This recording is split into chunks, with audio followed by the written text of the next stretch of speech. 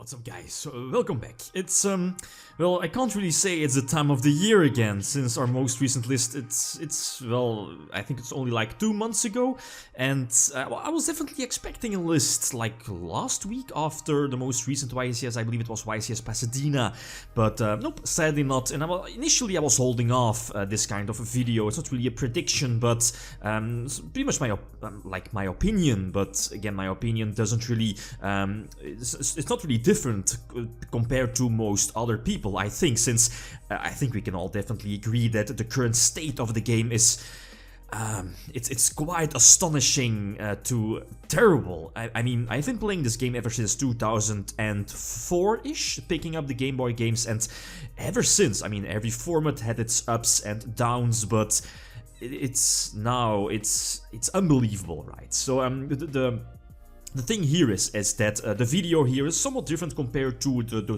most of the time Banlist prediction videos. There are about like 4 quotes or 4 topics that I want to address, and of course I'll like discuss any cards that can be linked to those topics. Cards to 1 can go to 2 to 3, right? Or even banned.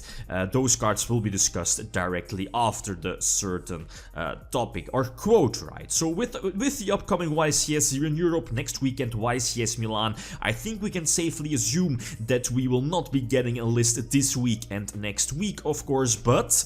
And I think we, well, we can't predict Konami, maybe a list after YCS Milan. But the first quote is something it's very interesting, and that's 2018 is the year of the FTKs, and I can definitely agree. You know, I think every year had its ups and downs, its FTKs, its BS moves, but this year it was so bad. Well, it is so bad. I mean, we currently have Dark World Danger / Cannon Soldier FTK with or without Summon Sorcerers. Well, Summon Sorcerers will be legal soon, but again, Magician FTK also this year and multiple others. So again, every format had its own FTKs, but this year, yep, it was definitely that terrible, or is definitely that terrible. Let alone not really the FTK part with number 86, right? Just locking your opponent out of the duel. Just mainly the Duelings, the extra link decks, Gokis for example.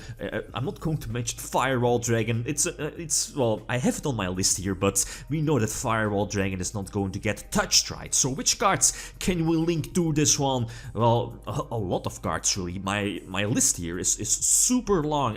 For me, they can definitely do something like a hard reset, but I think we have been saying that for past previous prediction lists, right? The game needs a hard reset. Next to Firewall Dragon, we have the Cannon Soldier-like cards, you know, the Cannon Soldier, Toon Cannon Soldier, etc, etc, Amazon's Archers, Shadow Priestess of Ohm, those cards. Again, because Firewall Dragon is not getting banned, and for the most obvious reasons for addressing the FTK part, right, or to some extent. This is a hard one, hitting the Nightmare Engine even further next to Nightmare Goblin, also hitting Nightmare Mermaid. Mermaid lets you, or at least gives you the instant extra special summon of a Firewall by linking away any other nightmare monster. People have been saying Ibli, hitting Ibli as well, but yeah, okay, I get why, but it seems that Mermaid or Nightmare Mermaid might be on Konami's radar for our upcoming list. Again, just to not hit Firewall Dragon, but, you know, just hit every card around Firewall Dragon, if that makes sense.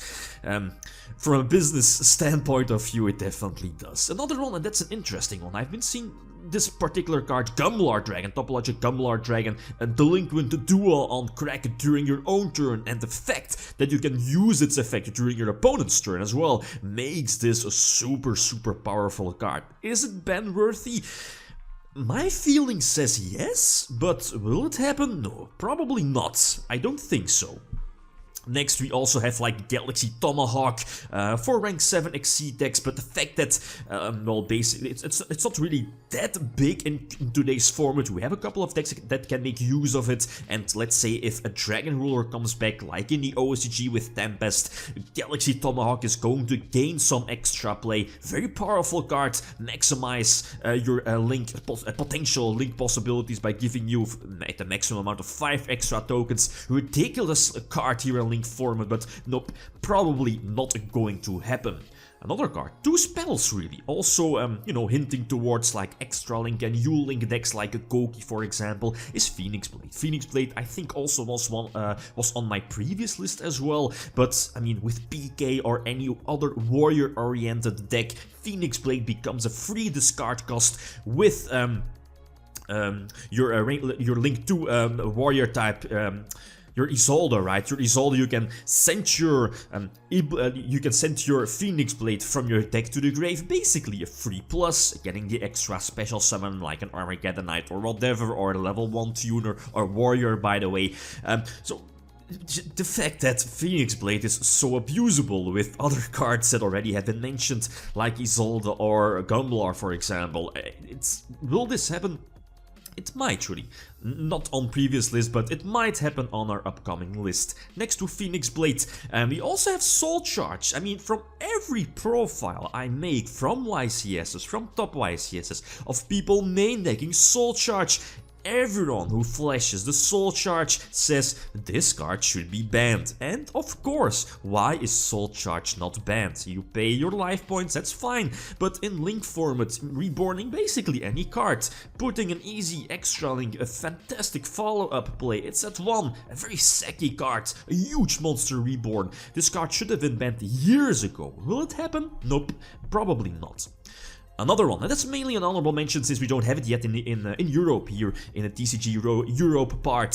Summon Sorceress. You know, Summon Sorceress is banned in the OCG. It will definitely be banned, don't get me wrong, it will definitely be banned in the TCG as well. But first, you know, it has to be released in the special editions, and, well, not really immediately after YCS Milan, but I see Summon Sorceress will eventually be put on the ban list, so eventually, not on the upcoming list. For the reasons I just mentioned. Going to one, a couple of cards. Well, one really. Again, linking to those U-Link spam decks. Armageddonite, well, I think again for the most obvious reasons. I think Armageddonite has been or was limited in the OCG. I'm not really sure it's now limited. Again, correct me if I'm wrong, because of, well, you know, you had like Level Eater and Dark Synchro Turbo, and previously with Shuttles as well, you know, with Mathematician, it was also put to 1, but I'm not really sure about the amount that it's allowed in the OCG, but putting Armageddonite at 1 definitely is a huge hit for those warrior-like decks. You know, you can just splash Armageddonite in a lot of decks. Free Isolde with another card, Destiny Hero Malicious. I think Malicious, and that's the last card here for, you know, these extra link, U-Link, Firewall, Dragon Shenanigans decks. Malicious 2-2. Malicious was at 2 at some point in the history of this game for the TCG. Has been brought back to 3. Wasn't really relevant. And now with this extra link, U-Link Shenanigans, Isolde, the card is so dangerous, and free pluses everywhere, right? Same for Greffer, but Greffer is basically just an honorable mention. Armageddonite is where it is next to Malicious, and of course, because we don't have Needle Fiber in the TCG, Armageddonite loses some potential if Destiny Hero Malicious is already put to 2, but still Destruro is also a valuable or viable target for your Armageddonite, right? Then, the second quote, the second topic is, this is also a very interesting one, is Yugioh is fun as long as you can get to play. Of course, every game should be fun if you're allowed or if you can play, and I already mentioned the fact that like the Gogis can just put your opponent out of the duel with their extra link BS, but then you have other decks that, let's say if Konami does address the extra link or extra deck problem, that, you know, you just shut down your opponent's extra deck summons, you have the decks beneath that, like Thunderstun, Thunder Dragons with, you know, like a Thunder King fusion, and Altergeist with their massive amount of traps and floodgates. Don't let your opponent play Yu-Gi-Oh! That's definitely also a problem, but it seems like we are just, and that's same for something like Soul Charge, is that we are just, it feels like we are already adapted to the crap factor of these decks, that it doesn't really matter that much anymore, right? I mean, that's how it feels for me, but I think the only hit for those decks, at least for Thunder Dragons that is Gold Sark 2-1, but then I'm just following the OCG list if I'm not mistaken, and for Altergeist, I mean, the Floodgates maybe, but that brings me to like another discussion of Floodgates, like hand traps, are healthy for the game, you know, a necessary evil, but like cards like a Gozen Match, Rivalry of Warlords can definitely follow or might be following the trend of skill drain, right? But yeah, whatever, right? It's just a completely other debate. So very interesting quote, this one. That brings me with Sky Strikers, of course. Sky Strikers seems like a very fair deck, although it can go plus gazillion in your end phase or whatever, right? Or even with Engage, etc. So hitting Sky Strikers, I think, will happen. Same what happened in the OCG. Not too many hits, I guess. We have Widow Anchor, one of the power spells for the deck. Widow Anchor 2-1, I guess. Same for Engage. Engage, I think, just put to 2, weaken the deck a little bit. Not really sure how much or how many engages are still left in the OCG. I think 2, but again, I'm not really sure about that, but lower the consistency of the deck a bit. Maybe hit the Link or Links as well, but not really sure. Widow Anchor and Engage is already quite of a huge hit, quite of a big hit for the deck's consistency.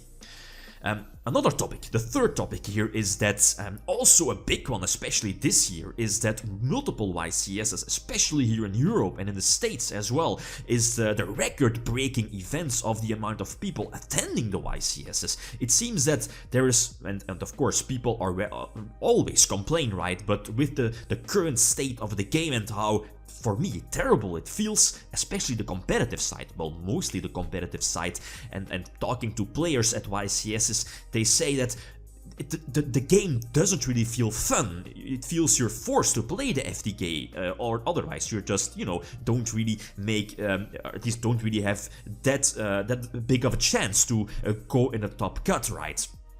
But still, you know, Sky Strikers winning those YCSs does prove that, of course, the deck is still, definitely still strong, and that the FTK is not fully overloading other decks in the entire format, right? Or at least in the top cut. But yeah, anyway, so yeah, record-breaking events still from past YCSs here in Europe.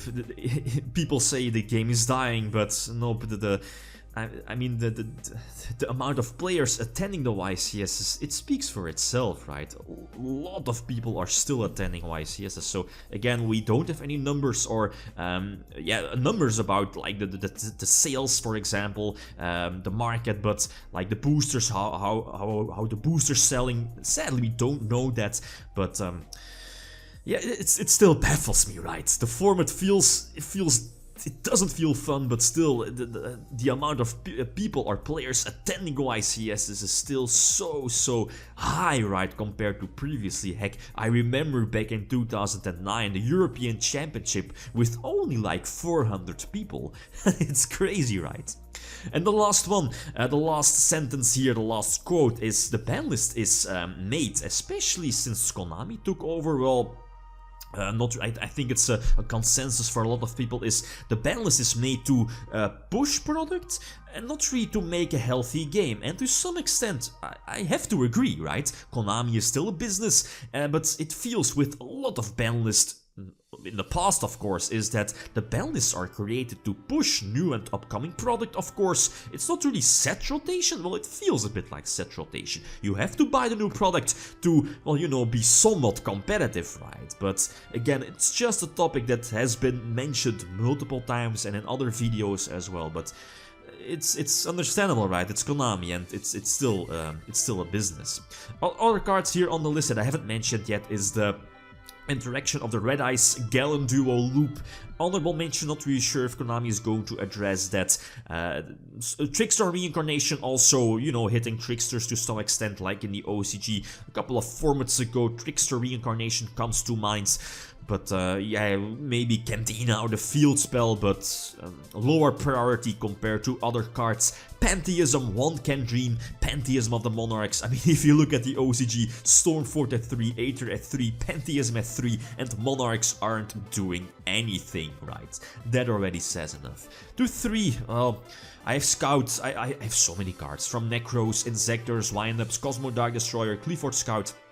I mean, there are so many cards that can come back to 3, but I don't know. I don't know if TCG Konami is going to do that, right? So again, I wanted to keep it as short as possible. There are so many things that needs to be fixed here for this game. The game feels very lackluster at the moment, especially for the competitive side or the competitive aspect for the game. We have YCS Milan next weekend, no list, so the same decks sadly. So it's a big bummer for making those profiles again. But again, okay guys, like always, feel free to leave your opinions. Thanks for watching and feel free to leave a comment or a like if you enjoyed the video. YgoPro signing out. Peace.